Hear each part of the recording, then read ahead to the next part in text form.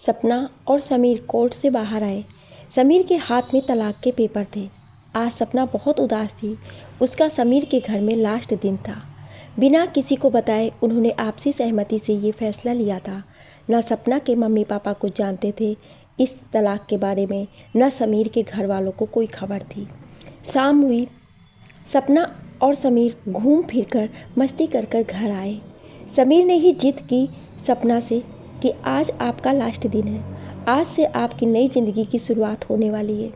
शाम को घर पहुँचे समीर को लगा मम्मी पापा सो गए हैं, इसलिए उसने चुपके से गेट खोला और दूसरी मंजिल में बने कमरे में गए, जो कि उनका अपना कमरा था। सपना और समीर कमरे में पहुँचे। समीर ने ड्रायर खोला और कागज़ संभालते हुए बोला, सुबह याद से रख लेना अपने बैग में। सपना ने हाँ में सिर हिलाया। समीर ने रोज़ की तरह अपना तकिया और चादर ली और कमरे से बाहर जाने लगा। आज छत में सोने का विचार है क्या? उस पलंग में क्या दिक्कत हो रही है? सपना अपने बेड से थोड़ी दूर लगे पलंग की तरफ इशारा करते हुए बोली, आज से हम पति पत्नी नहीं हैं और मैं किसी लड़की के साथ रूम शेयर नहीं करता। समीर कठोर स्वर में बोला, दोस्त तो है ना? सपना ने समीर की तरफ बढ़ते हुए कहा और उसके हाथ से तकिया और चादर खींच ली और पलंग पर रख दी। हम दोस्त तो शादी से पहले भी थे, बाद में भी हैं और हमेशा रहेंगे।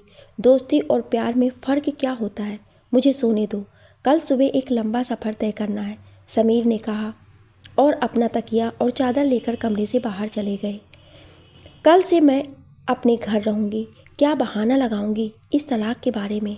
क्यों दिया? सब यही पूछेंगे। मम्मी पापा को पता चल गई असल वजह तो अंजाम बहुत बुरा होगा। क्या करूं? क्या बहाना लगाऊंगी कल? ये सब सोच रही सपना की नींद गायब थी। वो बहुत बड़ी टेंशन लिए बैठी थी। सपना ने सोचा समीर सो गया होगा छत पर, मैं भी थोड़ी ठंडी हवा का सांस भरकर आती हूँ, साथ ही देख भी लूँगी समीर को आज आखिरी बार। कल से कहाँ नज़र आएगा वो? फिर खुद ही सोचने लगी, मैं क्यों देखूँगी उसे देखना होता तो तलाक क्यों देती? सपना अपना दिल और दिमाग के बीच कंफ्यूज थी और अपने कमरे में ही बेड के इर्द गिर्द घूमने लगी। फिर उसने सोचा नींद तो आ नहीं रही, अपना सामान ही पैक कर लेती हूँ।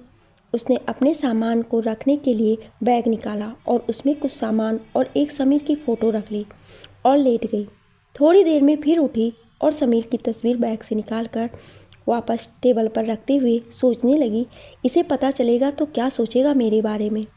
दूसरी तरफ समीर छत की दीवार पर हाथ रखकर खड़ा है और आसमान की तरफ देख रहा है, जैसे इंतज़ार कर रहा हो कोई तारा टूटे और वो कोई विश करे।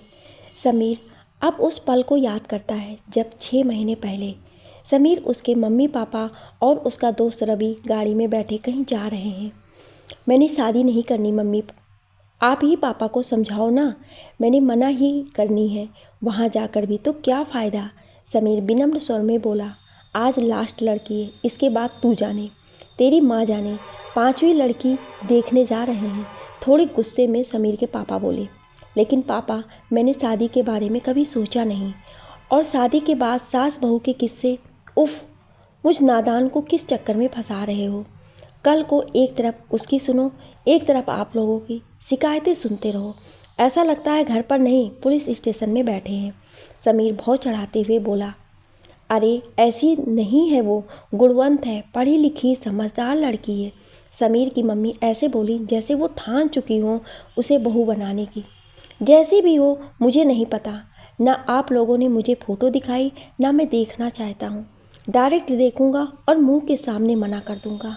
समीर कार की खिड़की से बाहर झांकते हुए बोला, एक तेरे घर वाले हैं, शादी कर ले बोलते हैं, एक मेरे हैं, उन्हें होश ही नहीं बहू भी लानी है।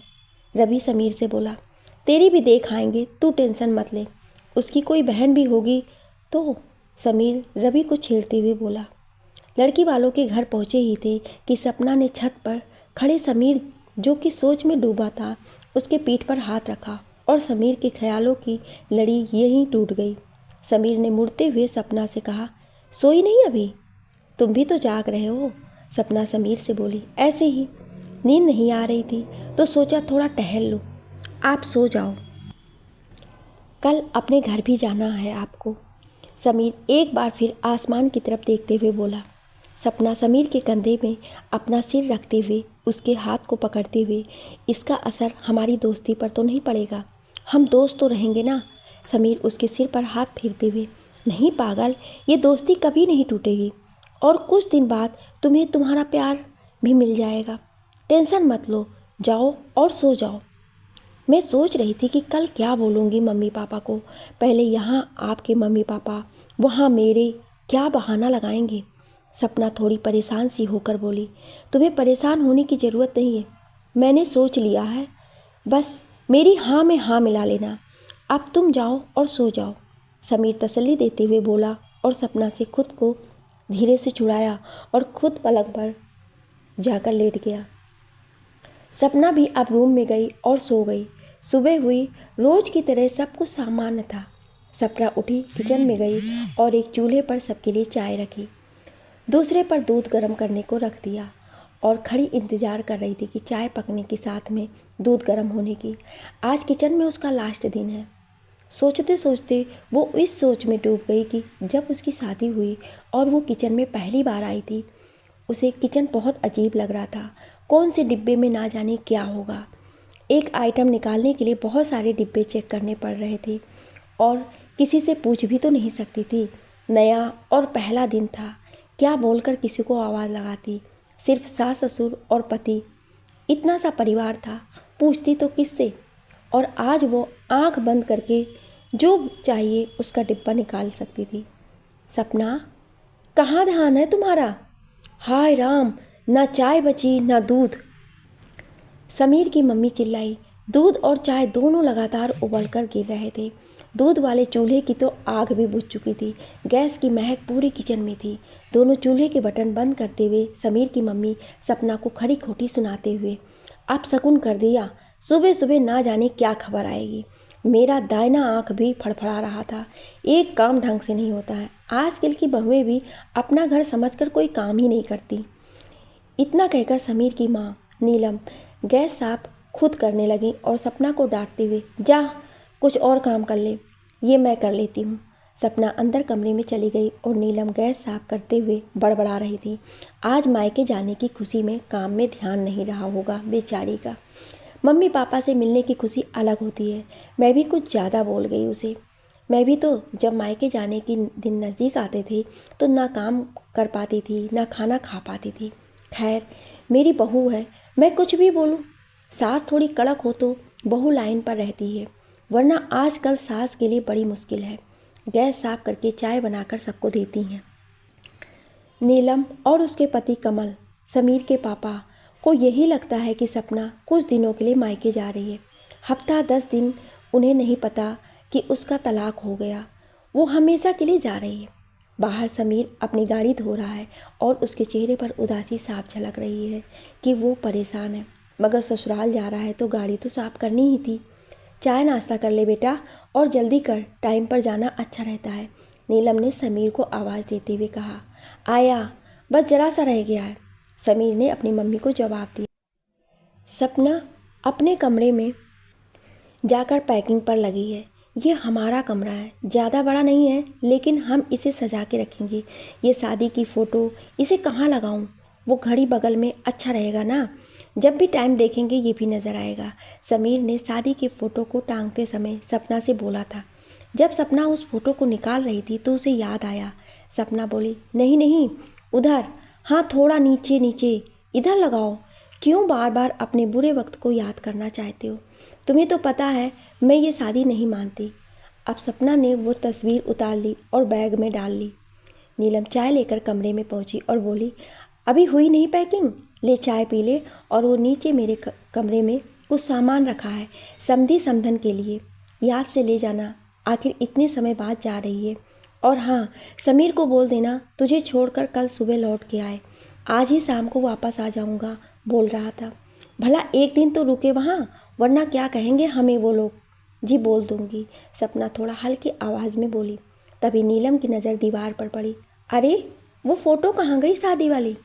वो फ्रेम चढ़वाने दिया है, उसका फ्रेम टूट गया था।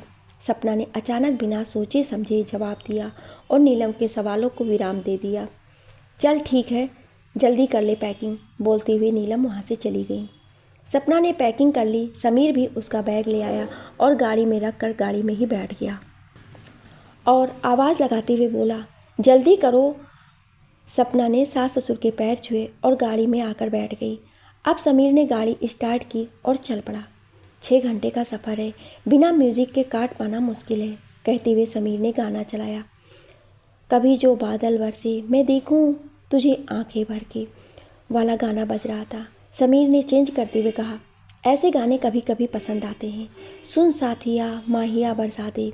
जल्दी से चेंज करते हुए, मुझे लड़की आवाज़ में गाने अच्छे नहीं लगते। ओहो, आजकल तन्हा में कहाँ हूँ, साथ चलता है कोई, उसकी हमें आदत होने की आदत हो गई है।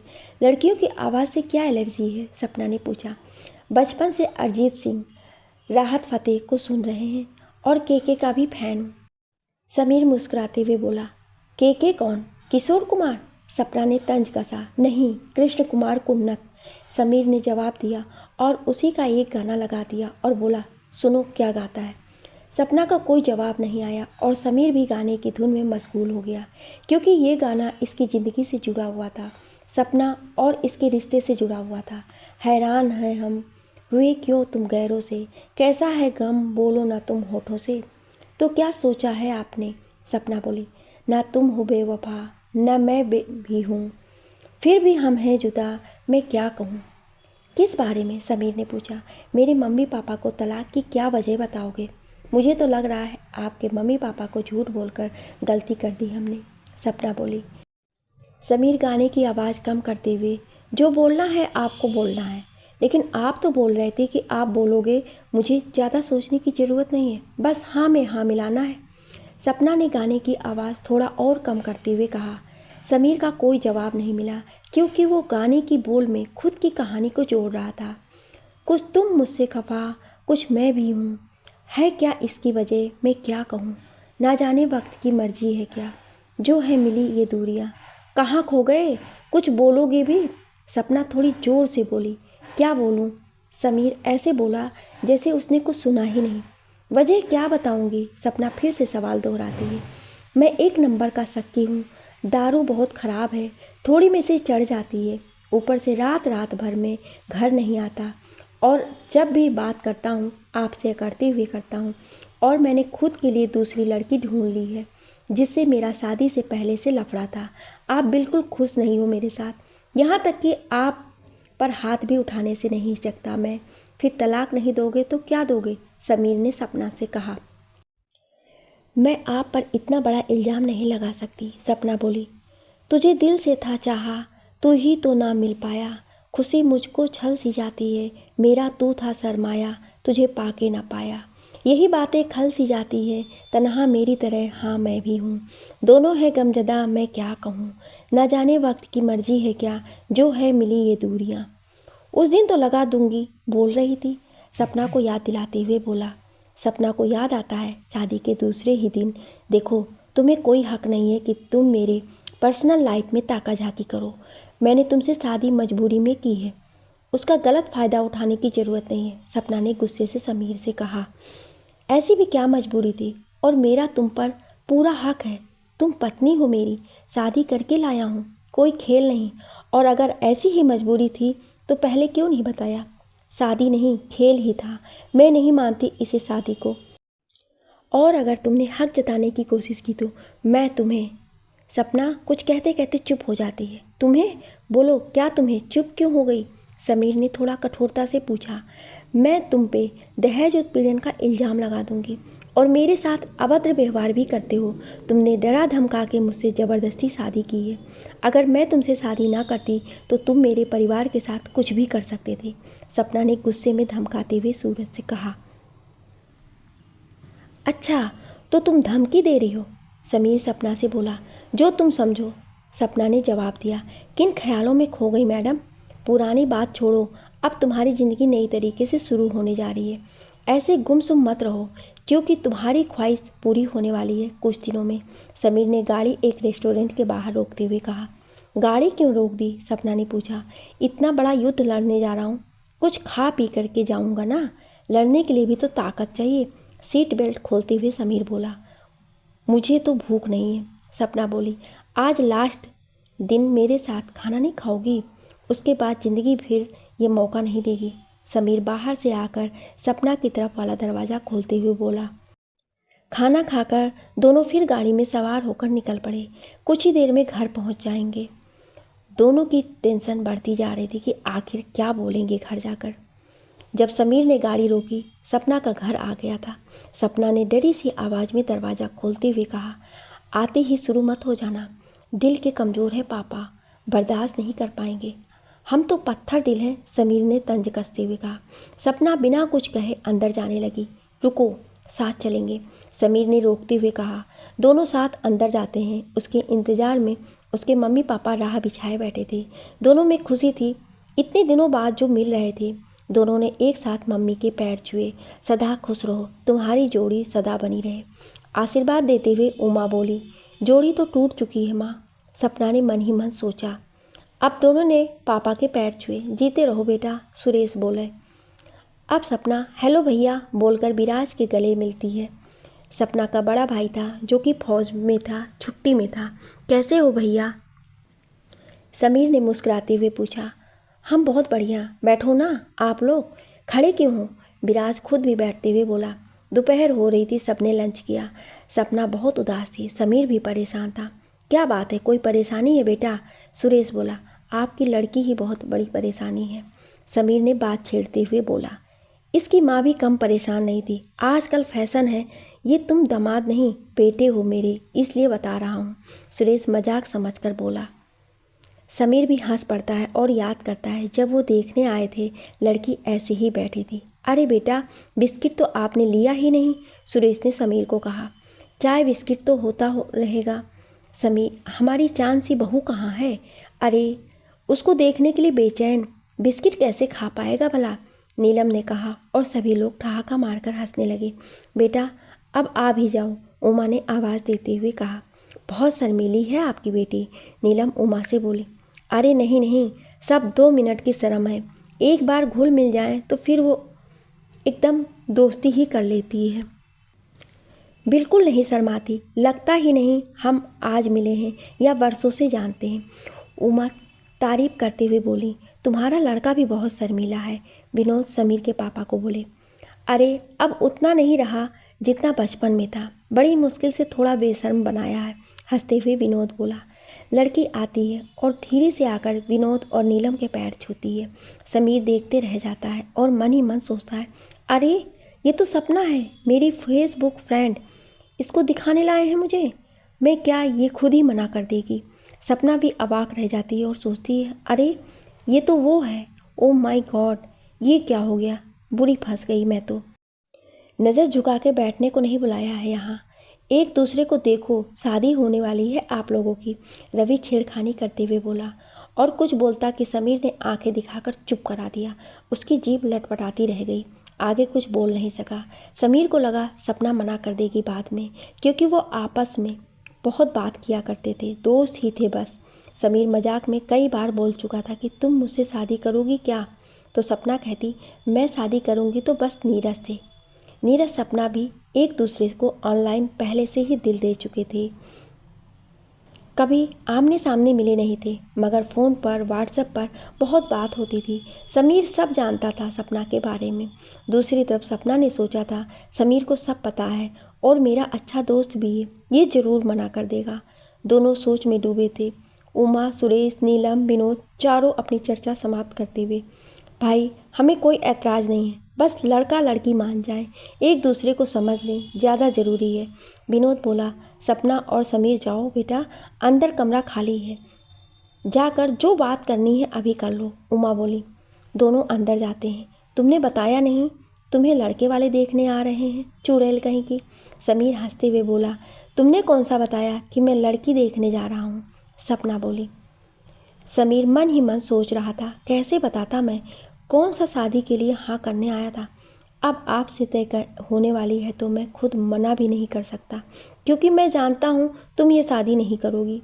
क्या सोचने लग गए? बात करने भेजा है, क्या बात करें, हम तो एक दूसरे को अच्छे से जानते हैं, सपना हंसते हुए बोली। मम्मी पापा तो शादी पक्की करके ही मानेंगे, उन्हें तुम बहुत पसंद हो, समीर बोला। और आपको? अभी सपना मजाक के मूड में बोली।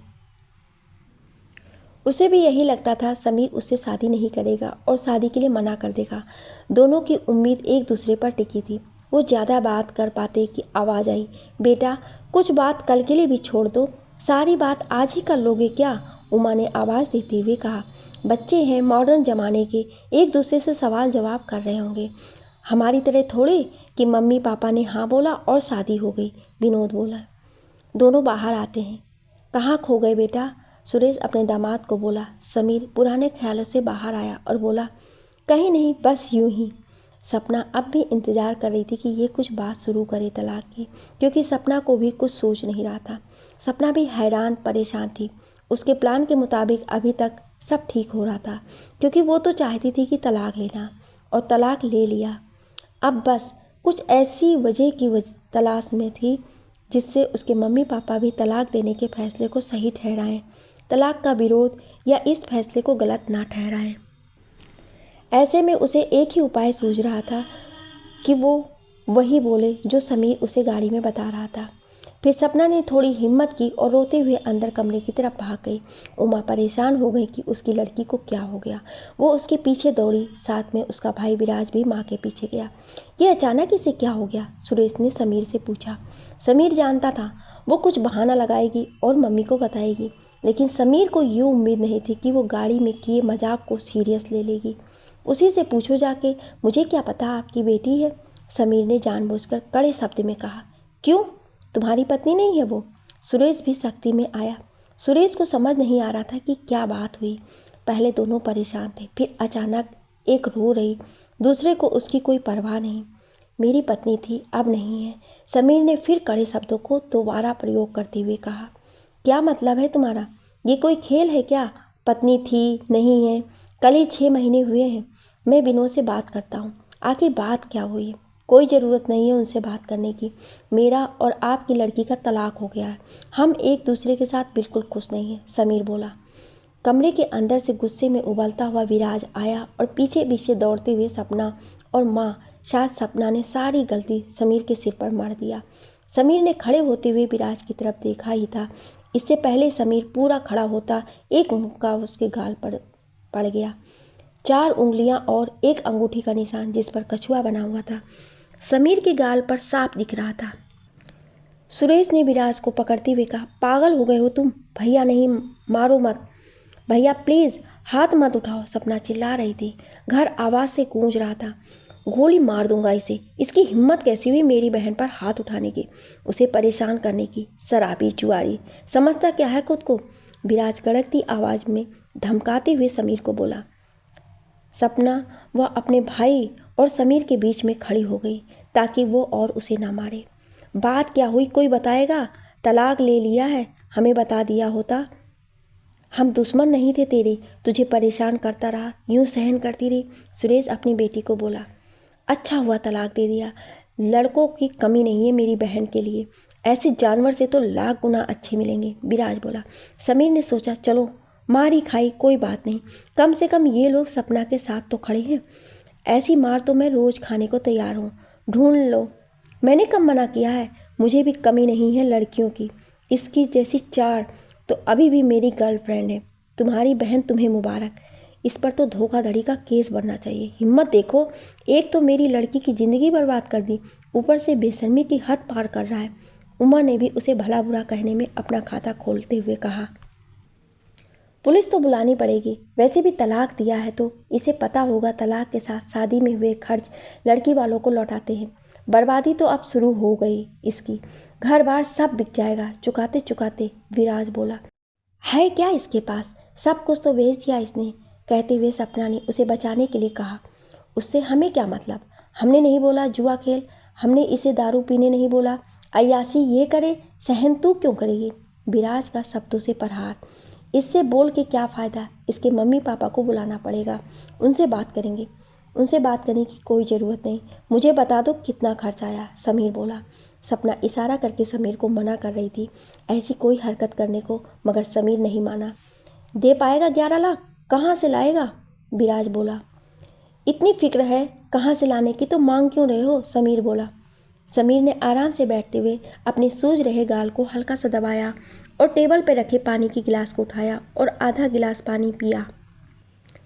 कांच के गिलास होने के कारण समीर के मुंह से जा रहा खून का कतरा उसमें साफ दिख रहा था, जो धीरे धीरे पानी में मिलकर गायब हो गया, लेकिन होठ में अभी भी खून लगा था। सूरज ने अपने होठ को पोंछते हुए कहा, बस 11 लाख यही कीमत है आपकी लड़की की? 6 महीने का बस इतना किराया? विराज अब काबू से बाहर हो गया और माँ का हाथ छुड़ाते हुए अपने कमरे की तरफ बंदूक लेने भागा। विराज तेजी से बंदूक लेकर आ रहा था। सपना डर गई और भागकर भैया से बंदूक छीनने लगी। पागल हो गए हो आप? जेल जाना है क्या? उसको मारकर अपने आप को सजा मत दो, कहने दो जो कहना है, जाने दो उसे। सपना बंदूक छीनते हुए बोली। छोड़, तू बीच में मत आ, आज इसका कत्ल कर दूंगा, विराज गुस्से में बोला।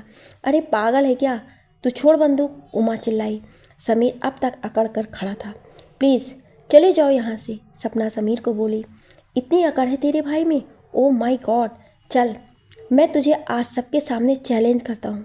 अगर इतनी प्यारी है तेरी बहन, मेरे जैसे हजारों मिलेंगे इसे, तो 1 महीने का टाइम देता हूँ, करके दिखा इसकी शादी, विराज को चैलेंज करते हुए समीर बोला।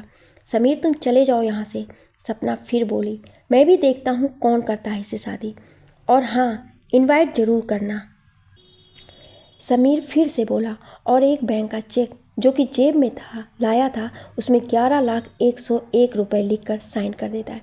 विराज की तरफ फेंक कर बोला, ये ले 101 मेरी तरफ से शगुन। समीर फड़फड़ाते हुए चला गया। विनोद से बात करनी पड़ेगी, गुस्से में फैसला लेकर नुकसान ही होता है। सुरेश जेब से फ़ोन निकालते हुए बोला, कोई ज़रूरत नहीं है उनसे, हमारा कोई रिश्ता नहीं है। आप लड़का ढूंढो, 15 दिन में ही इसकी शादी करके गुरूर तोड़ देंगे उसका। विराज अपने पापा से बोला, बेटा शादी कोई मजाक नहीं है, 15 दिन में कौन पागल लड़का होगा जो इतनी जल्दी शादी करने को मान जाएगा।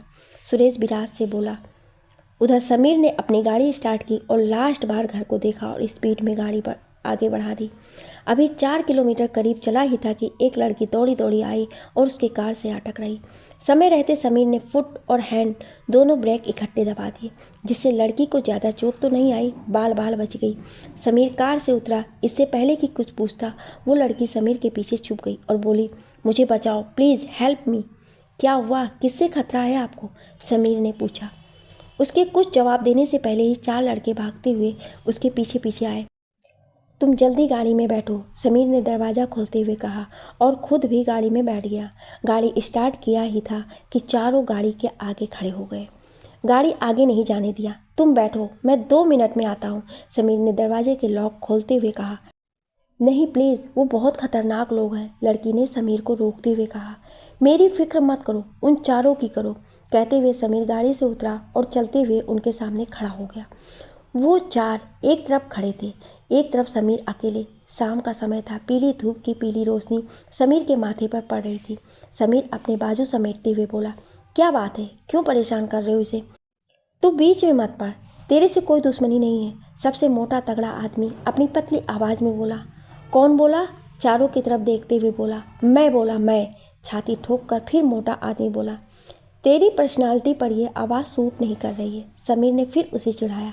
विराज का गुस्सा किसी पर तो निकलना था, जो गुस्सा दबाया था। वैसे भी जिंदगी में पंगे ना लिए तो जिंदगी व्यर्थ है। समीर आज से ऐसा मानने लगा था। ऐसा मारूंगा कि तेरी पर्सनालिटी तुझ पे सूट नहीं करेगी, मोटे, की सुरीली आवाज़ में धमकी मिली। टाइम वेस्ट मत कर, रास्ता दे, मुझे जाने दे, समीर बोला। उनमें से एक आदमी कार की तरफ जाने लगा, उस लड़की को बाहर लाने। समीर ने पीछे से उसको खींचा और जोर का धक्का मारते हुए कहा, कहाँ जा रहा है? तुझे बड़ी जल्दी है मार खाने की? उसने बिना कुछ बोले समीर को एक मुक्का मार दिया। अब समीर को इंतजार था तो बस उद्घाटन उनके हाथों होने की। कार में बैठी लड़की गिनते रह गई और बाकी 3 लड़के भी देखते रह गए। उस लड़के को इतने मुक्के पड़े कि बाकी 3 हक्के बक्के रह गए। तेरी मेरी कोई दुश्मनी नहीं है, इसलिए तुझे बस इतना ही, बोलते हुए समीर ने हाथ चढ़ा।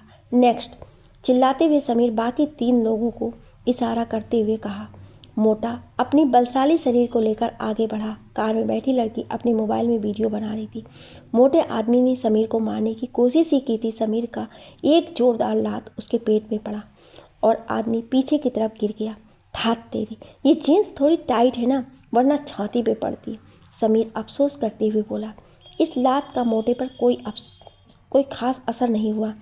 अब तीनों एक साथ समीर की तरफ लपके। समीर ने एक घुसे में एक लड़के को पीछे गिरा दिया। इतने में मोटे आदमी ने समीर को अपनी बाजुओं में जकड़ लिया। समीर खुद को छुड़ाने की कोशिश कर रहा था और उसे बाकी दो घूसे मारे जा रहे थे। लड़की ये सब अपने मोबाइल पर देख रही, जैसे कोई फिल्म देख रही हो। उसे होश न रहा कि उसकी वजह से कोई पीट रहा है। समीर ने गुस्से में मोटे के हाथ को दांत से काटा और छूट गया। फिर उसके बाद उन तीनों की हालत देखने लायक थी। समीर एक को पीट के सुला देता और उसके उठने तक बाकियों की खूब मज़े से पिटाई करता। थोड़ी देर तक घमासानी के बाद वे चारों भाग गए। अब समीर कार में बैठा और उस लड़की से पूछा, चलो आपको छोड़ देता हूँ, कहाँ जाना है आपको? लड़की ने रोते हुए जगह का नाम बताया और रास्ता भी। दोनों गाड़ी में जा रहे थे। थैंक यू सो मच, लड़की बोली। It's okay. ये कौन थे और क्यों मारना चाहते थे आपको? समीर ने पूछा।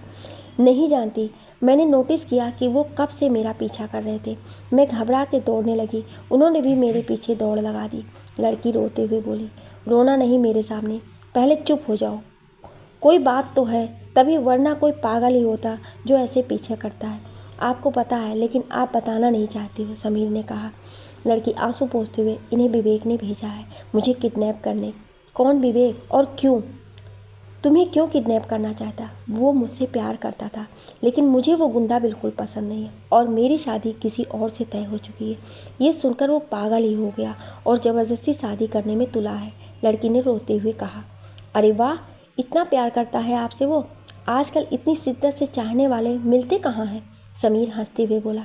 वो गुंडा है और गुंडे लोग मुझे बिल्कुल पसंद नहीं हैं। लड़की बोली। मैं कैसा लगता हूँ आपको? मैं भी तो गुंडा हूँ। समीर फिर उसे हंसाने की कोशिश करते हुए बोला। वैसे फाइट देखकर तो ऐसा ही लग रहा था, मगर शक्ल देखकर एकदम शरीफ लगते हो। बोलते हुए लड़की हंसी। शक्ल का क्या, जैसा इंसान होता है वैसा दिखता कहाँ? समीर ने कहा। सही बात। वैसे आप कहाँ जा रहे हो? लड़की ने सवाल किया। जा नहीं रहा, आ रहा हूँ कहीं जाकर, समीर ने कहा। उसके चेहरे में अचानक मायूसी आ गई थी। कहाँ से? लड़की ने फिर पूछा और उसके चेहरे की तरफ देखते हुए समीर बहुत उदास था। उसके होठ से खून भी बह रहा था और माथे पर खरोंच आए हुए थे। किसी की बहन और किसी की बेटी को उसके घर छोड़कर, समीर का जवाब था जो उस लड़की के समझ भी नहीं आया। आपकी भी कुछ लगती होगी, लड़की ने कहा। नहीं होगी, नहीं लगती थी, बीवी थी मेरी। हमारा तलाक हो गया है, समीर बोला। ओह क्यों? लड़की ने पूछा। बोला तो कि मैं गुंडा आदमी हूँ। उसको सच बताना ज़रूरी नहीं समझा और खुद सोच में डूब गया कि आखिर क्यों उसका तलाक हो रहा है। जब सपना से उसकी शादी की पहली रात थी और सपना ने समीर को सब सच बोल दिया था। देखो, मैंने तुमसे शादी ज़रूर की, मगर ये मेरी मजबूरी थी। मैं तुम्हें अपना पति नहीं दोस्त मानती हूँ। हम कभी पति पत्नी नहीं बन पाएंगे, सपना समीर को बताते हुए बोली। क्या बोल रही हो? कैसी मजबूरी? समीर ने पूछा। तुम तो जानते हो मैं नीरज से कितना प्यार करती हूँ, सपना ने कहा। मगर तुम तो बोली थी मम्मी पापा मेरी शादी नीरज से नहीं करना चाहते। नीरज जाति में छोटा है और मम्मी पापा पुराने ख्यालों के, समीर बोला। हाँ, लेकिन वो मेरी शादी उससे नहीं करना चाहते थे, उनकी इज्जत का सवाल था। फिर जब तुम देखने आए तो मैं मना करने वाली थी, मगर, सपना कहते कहते रुक गई। मगर क्या? बोलो। मुझे एक आइडिया आया। मम्मी पापा मेरी शादी नीरज से अभी नहीं कराएंगे क्योंकि मेरे लिए लड़कों की कमी नहीं है, लेकिन अगर मैं तलाकशुदा कहलाऊं तो मुझसे प्यार करने वाला ही शादी करेगा, इसलिए मैंने शादी के लिए मना नहीं किया। सपना बोली। तो तुमने मुझसे तलाक लेने के लिए शादी की? कोई और लड़का भी चुन सकती थी, समीर बोला। कोई और रास्ता नहीं था मेरे पास और मैं किसी और पर भरोसा भी नहीं कर सकती थी कि वो मुझे तलाक आसानी से दे देगा, सपना लज्जित स्वर में बोली। मैंने भी देने से इनकार कर दिया तो, समीर बोला। तुम पर भरोसा है मुझे, तुम मेरे से ज़बरदस्ती का रिश्ता नहीं अपनाओगे, सपना बोली। रखना चाहोगे? और मुझे ये भी यकीन है कि तुम मेरा भरोसा, और जो मैंने तुम पर किया था उस भरोसे का क्या? समीर ने जवाब दिया। मैं कुछ सोच नहीं पा रही थी तब, और मैं नीरज के बिना पूरी ज़िंदगी नहीं गुजार सकती। प्लीज़ मुझे माफ़ कर दो और मुझे तलाक देकर इस फालतू के बंधन से मुक्त कर दो, सपना ने रोते हुए कहा। अगर उसने शादी के लिए मना कर दिया तो? तो तुम क्या करोगी? समीर बोला। मैंने उससे पूछकर ही फैसला लिया है। सपना अपनी चादर और तकिया लेकर फर्श पर एक बिस्तर पर बिछाते हुए बोली। और मेरा क्या? मुझसे शादी कौन करेगा? समीर ने जवाब मांगा। कोई भी कर लेगा आपसे तो शादी, आप इतने अच्छे हो, सपना आस बंधाती हुई बोली। समीर अपनी किस्मत पर हंसे कि रोए समझ नहीं पाया और उसे बेड पर सुलाकर खुद नीचे बिस्तर पर लेट गया। दूसरे ही दिन समीर उसे घुमाने के बहाने कोर्ट ले गया। कोर्ट से 6 महीने की मोहलत मिली और आदेश दिया 6 महीने आप लोग साथ रहेंगे। दोनों ने किसी को नहीं बताया और 6 महीने तक इंतज़ार किया और आज 6 महीने 1 दिन हुआ है। हेलो, कहाँ खो गए? लड़की जोर से बोली। समीर ख्यालों से बाहर निकला और बोला, बस याद आ गई किसी की। लड़की, बस आगे गली के पास रोक देना। वैसे मेरा नाम नेहा है, आपका? देखो कब से साथ आ रहे हैं, नाम तक नहीं पूछा, नेहा बोली। समीर, लड़का गाड़ी रोकते हुए बोला। ठीक है, आज से हम दोस्त, क्या आप मुझसे दोस्ती करोगे? नेहा ने हाथ मिलाने के लिए आगे बढ़ाया। दोस्ती? दुश्मनी करना बेहतर है आज के समय में, क्योंकि दोस्त उम्मीदों में खरा नहीं उतरता, धोखा दे ही देता है। दोस्त से बेहतर तो दुश्मन है, उससे उम्मीद ही नहीं होती है और वो उस उम्मीद पर खरा तो उतरता है। समीर ने कहा। किसी दोस्त से धोखा मिला है शायद, चलो दुश्मनी ही कर लो, कम से कम एक रिश्ता तो बन जाएगा, नेहा बोली। समीर हंसते हुए हाथ मिलाता है, नेहा चली जाती है। समीर भी अपने घर की तरफ प्रस्थान करता है। समीर घर की तरफ गाड़ी चलाते हुए यही सोच में डूबा है कि वहाँ से तो बच गए, अब घर जाकर क्या बहाना लगाऊंगा। सपना का फ़ोन आता है। हेलो, कहाँ पहुँचे? सपना बोली। अभी रास्ते में हूँ, बस 1 घंटे में घर पहुँच जाऊँगा। समीर बोला। आपके घर से बार बार फ़ोन आ रहा है, मैंने तो नहीं उठाया, पर डर है मम्मी पापा के फ़ोन में आ गया तो। सपना डर जताते हुए बोली। आप अपने मम्मी पापा के फ़ोन से उनका नंबर डिलीट कर दो। समीर बोला। इससे क्या फ़र्क पड़ेगा, फ़ोन तो आ ही सकता है फिर भी। सपना बोली। पहले ब्लॉक कर देना फिर डिलीट करना, वैसे भी मेरे मम्मी पापा के फ़ोन में नहीं है, आपके अलावा आपके घर वालों का नंबर मैंने कल ही डिलीट कर दिया था। समीर बोला। ठीक है, मैं कर दूँगी। आप क्या बहाना लगाओगे अपने घर? सपना ने सवाल किया। उसकी फ़िक्र तुम मत करो, बस किसी का फ़ोन मत उठाना, समीर ने जवाब दिया। फिर भी बता तो दो, फिर से बोली। मेरी छोड़ो, तुम बताओ वहाँ क्या चल रहा है, कैसा माहौल है अभी? समीर ने पूछा। सब उल्टा हो गया यार, मुझे लगा था भैया को लड़का नहीं मिलेगा और वो मुझसे पूछेंगे तो मैं बताऊंगी नीरज के बारे में, मगर। सपना रुक गई। मगर क्या? मिल गया कोई और लड़का? समीर ने खुद ही अनुमान लगाते हुए उसके वाक्य को पूरा किया। हाँ, कल आ रहा है अपनी फैमिली के साथ, पापा और भाई आज उसके घर जाएंगे शाम को और फिर कल वो लोग आएंगे। सपना रुआसी सी होकर बोली। इसमें कौन सी बड़ी बात है, कर लेना शादी और फिर तलाक ले लेना, समीर ने हंसाने के लिए मजाक में बोला। मगर सपना को ये बात चुभ गई, उसने फ़ोन काट दिया।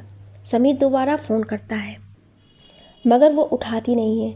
अब घर जाकर आराम से शाम को करूँगा फ़ोन, जब उसकी याद आएगी, समीर मन ही मन सोचता है। समीर घर पहुंचा। गाड़ी को रोकते हुए उसने तेज़ हॉर्न बजाया और इस उम्मीद में कि रोज़ की तरह गेट खुलेगा। गेट नहीं खुला तो उसे याद आया गेट खोलने वाली को तो वो छोड़ आया। समीर ने गाड़ी से उतरकर गेट खोला और गाड़ी पार्क की और सीधे ऊपर अपने कमरे में जाने लगा। इधर आ पहले, नीलम ने आवाज़ लगाई। समीर ने माँ की आवाज़ सुनी तो वो पहले वॉशरूम जाकर अपना हाथ मुँह धोआया, क्योंकि उसे पता था मुंह में खरोच और होठ में खून लगा है। कमरे में प्रवेश किया जहाँ मम्मी पापा दोनों खड़े थे। उसने मम्मी के पैर छुए तो मम्मी हमेशा की तरह बोली, बस बस जीते रहो बेटा। फिर पापा के पैर छुए। पापा का आशीर्वाद अनोखा था। जैसे ही पापा के पैर छू के खड़ा हुआ, उसके गाल गीले पर जोरदार तमाचा बजा, जिसमें से बहकर पानी गर्दन की तरफ जा गिरा था। कुछ छींटे पानी के नीलम पर भी गिरे, जिसे पोंछते हुए नीलम ने दूसरे गाल पर आशीर्वाद देने से रोक दिया। नालायक, क्या इसी लिए शादी कराई थी तेरी? क्या यही दिन देखना बाकी रह गया था? विनोद ने ऊंची आवाज़ में कहा। समीर के कुछ समझ नहीं आया कि आखिर इन्हें कैसे पता चला। वो गाल पर हाथ रखकर इंतजार करने लगा पापा के अगले प्रहार की। चुप क्यों खड़ा है? अब क्यों सांप सूंघ गया तुझे? गुस्से में लाल विनोद बोला। मैंने नहीं बोला था मेरी ज़बरदस्ती शादी करो, आप लोग ही लगे थे शादी कर शादी कर। समीर भी थोड़ा गुस्से में बोला। एक बार भी पूछने की ज़रूरत नहीं समझी। हम दुश्मन नहीं है तेरे, बताता तो सही आखिर बात क्या हुई है जो इतना बड़ा फैसला चुपके चुपके कर लिया। नीलम बोली, अब बड़ा हो गया है मेरा लाडला, इसे किसी की ज़रूरत नहीं है हम लोगों की। विनोद ने टेबल पर अखबार के नीचे से तलाक के कागज़ निकालकर समीर की तरफ फेंका और बोला, ले जा इसे, शक्ल मत दिखा मुझे, कुछ पूछने की ज़रूरत नहीं है मुझसे। आगे भी इतनी प्यारी बहू थी, ज़िंदगी ख़राब कर दी उसकी भी। मुझे कोई फ़र्क नहीं पड़ता उसकी ज़िंदगी ख़राब हो या अच्छी, अब उसकी बात मेरे सामने करने की ज़रूरत नहीं है। कहते हुए समीर अपने कमरे में चला गया। जा जा, तुझे मिली थी कद्र नहीं की, अब देखूंगा तेरा धुआं, हद से ज़्यादा बड़ा हो गया है तू। विनोद आवाज़ देते हुए फिर बोला। समीर ने अब सब कुछ अनसुना कर दिया और कमरे में चला गया और जाकर पलंग पर लेट गया और सोचने लगा, अच्छा हुआ पापा मम्मी को खुद पता चल गया, वरना मुझ में इतनी हिम्मत नहीं थी कि मैं बता सकता। समीर के पापा मम्मी आपस में झगड़ रहे थे, अब भी एक दूसरे पर लड़के को बिगाड़ने का इल्ज़ाम लगा रहे थे। वो तो अच्छा हुआ आज मैं उनके कमरे की डस्टिंग करने चली गई, ड्रॉर में मुझे वो पेपर दिख गए, वरना हम तो अंधेरे में ही रहते, हमें पता ही नहीं चलता। नीलम बोली, पता चल भी गया तो क्या कर लिया, जो होना था वो हो चुका है। विनोद ने कहा, लड़का ही खराब है हमारा, वो तो अपनी शादी की फ़ोटो भी ले गई। सुबह जब चाय देने गई तो मैंने देखा कि दीवार पर फ़ोटो नहीं है, पूछने पर उसने बताया कि वो फ्रेम चेंज करने को दिया है। नीलम बोली। उनकी आवाज़ ऊपर कमरे में साफ सुनाई दे रही थी। समीर ने दीवार की तरफ देखा, वो शादी की फ़ोटो गायब थी, जिसे लगाते समय सपना लगाने से इनकार करते हुए बोली थी, क्यों अपनी बर्बादी को यादगार बना रहे हो। समीर उठा और अलमारी से उस फोटो को निकाल कर वापस वहीं पर टांग दी और मन ही मन बोला, इस फोटो पर सिर्फ मेरा हक है। दरअसल समीर जब सुबह उसका बैग ले जाने आया तो उसकी नज़र खाली दीवार पर पड़ी। उसने बैग में ढूंढा और बैग में से फ़ोटो निकाल कर अलमारी में छिपा दी थी। अब फिर से पलंग पर लेट गया और उसकी आंख लग गई और सो गया, क्योंकि अब उसे कोई टेंशन नहीं थी। सब जानते हैं उनका तलाक हो गया, बस टेंशन है सपना की शादी नीरज के अलावा किसी और से ना कर दे विराज। दूसरी तरफ विराज और सुरेश दोनों किसी लड़के से बात करने गए। सपना परेशान थी, उसे समीर की बात याद आ रही थी। इससे कौन सी बड़ी बात है, कर लेना शादी और फिर तलाक ले लेना। उसे इसलिए बुरा नहीं लगा कि समीर ने उसे ऐसा बोला। क्यों बोला? उसे बुरा ये लग रहा था कि मैंने उस इंसान को धोखा दिया जिसने मेरे लिए सारे इल्ज़ाम लिए, इतनी मार खाई, इतनी गालियाँ खाई, इतनी बेइज्जती सहन की, सिर्फ मेरे लिए। आखिर उसने साबित कर दिया कि एक अच्छा दोस्त कभी साथ नहीं छोड़ता। और मैं हूँ कि फिर उसे याद आता है कि ये तो उसकी आदत है। ससुराल में भी हर छोटी छोटी गलतियों का इल्ज़ाम अपने सिर पर ले लेता था, और जब मैं पूछती थी कि गलती मेरी थी तो आपने झूठ क्यों बोला। 4 दिन की मेहमान हो, खुश रहा करो, तभी तो मेरी याद आएगी जब मैं कुछ याद रखने लायक करूँगा। वैसे भी नीरज ने आपकी ज़िंदगी दी है मुझे, उसकी अमानत हो तुम, मेरे पास गिरवी समीर का जवाब होता है। नीरज का फ़ोन आता है। हेलो, कैसी हो? नीरज बोला, मैं तो ठीक हूँ, तुम बताओ, सपना ने पूछा। क्या बात बनी? नीरज ने सवाल किया। अरे यार, पापा भाई गए हैं किसी लड़के के घर, बताकर भी नहीं गए हैं कहाँ जा रहे हैं। अगर कहीं और शादी तय कर दी तो सोचकर परेशान हूँ मैं तो, सपना बोली। अगर ऐसा हुआ तो हम भाग कर शादी कर लेंगे, नीरज बोला। भाग कर करना होता तो इतना बड़ा रिस्क कौन लेता, पहले ना कर लेते, सपना बोली। और क्या करें यार, अब नहीं होता इंतज़ार, मैं जी नहीं पाऊँगा अगर फिर से हम जुदा हुए तो, नीरज बोला। देख, जीने मरने की बात मत किया कर, मैं अगर तेरे बिना जी पाती तो तलाक क्यों लेती। मुझे भी तुमसे प्यार है और तुमसे शादी करनी है, तभी तो ये कदम उठाया है, सपना बोली।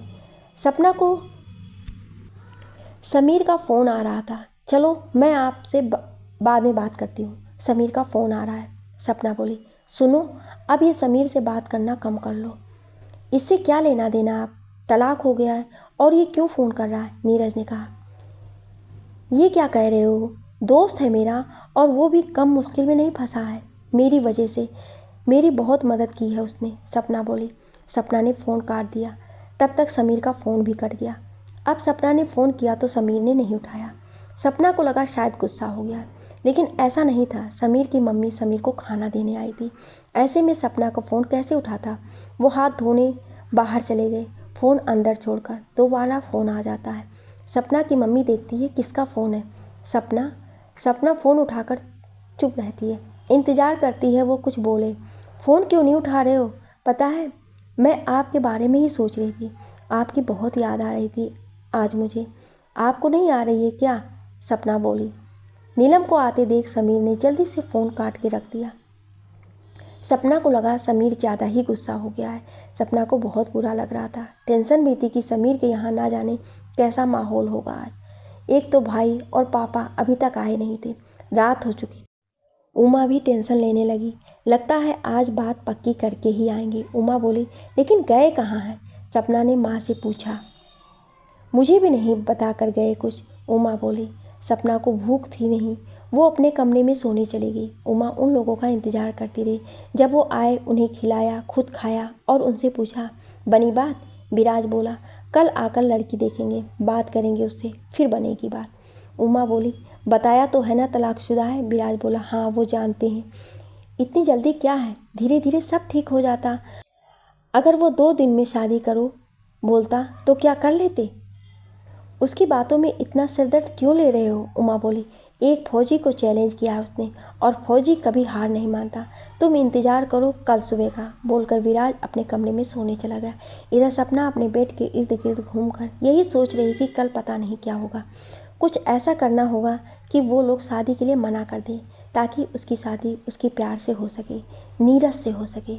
दूसरी तरफ समीर ने अपनी माँ को जाने को कहा कि मैं खा लूँगा, आप जाओ, ये प्लेट यहीं छिपा लेना, तेरे पापा से छिप कर लाई हूँ खाना, कहकर नीलम वहाँ से चली गई। समीर पहला निवाला मुंह में डाल ही रहा था कि उसे सपना की याद आई। पता नहीं उसने खाना खाया भी होगा या नहीं। समीर खुद से बोला। निवाला हाथ में ही था और ख्यालों में खो गया। कैसे एक दिन समीर से फ़ोन पर झगड़ा करके होने पर सपना ने खाना नहीं खाया था। अगर तुम नहीं खाओगे तो मैं भी नहीं खाऊंगा, समीर बोला। तुम क्यों नहीं खा रहे? सच्ची बोल रही हूँ, मुझे भूख नहीं है, सपना बोली।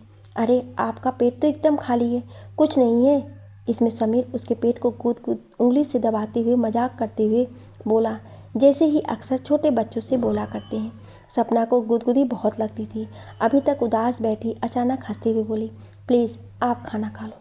समीर भी अपने हाथ बांधकर मुंह फुलाकर बैठ गया। सपना ने उसका पेट उंगली से दबाया, मगर समीर को गुदगुदी नहीं लगी, तो सपना दोनों हाथ से समीर को गुदगुदी करने लगी।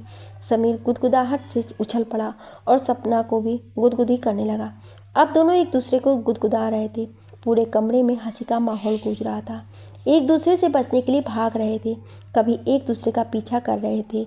तब तक गुदगुदाते रहे जब तक आंसू नहीं आ जाए। फिर दोनों हंसते हंसते थक गए और बैठ गए। अब समीर ने एक निवाला तोड़ा और सपना के मुंह में डालते हुए बोला, मुंह खोलो, मुंह खोलो, ये लो, आ करो। अभी हकीकत में समीर की आंखों में आंसू थे और हाथ आगे की तरफ जैसे किसी के मुंह में डाल रहा हो। अभी उसका सपना टूटा नहीं था। वो एक निवाला आगे किसी को खिलाते हुए ज़मीन की तरफ छोड़ देता और उसे एक और निवाला खुद के मुंह में डालता है। ऐसा करते करते 2 रोटी ख़त्म हो गई। अचानक उसके फ़ोन की घंटी बजी। उसका भरम टूट गया और उसने देखा उसके आगे ज़मीन पर बहुत सारी रोटी के टुकड़े गिरे पड़े हैं। बिना नाम के नंबर से फ़ोन आया था। समीर ने उठाया और गुस्से में फ़ोन काट दिया। आखिर किसका फ़ोन था जो समीर ने गुस्से में फ़ोन काट दिया? साथ ही अगले एपिसोड में आप देखेंगे सपना इस बार लड़के वालों को, जो कि उसे देखने आने वाले हैं, मना कर पाएगी या लड़का वाले खुद कर देंगे मना, या शादी हो जाएगी तय। क्या आप इस कहानी का अगला भाग सुनना चाहते हैं? तो कमेंट में यस या नो ज़रूर लिखिएगा। Thank you.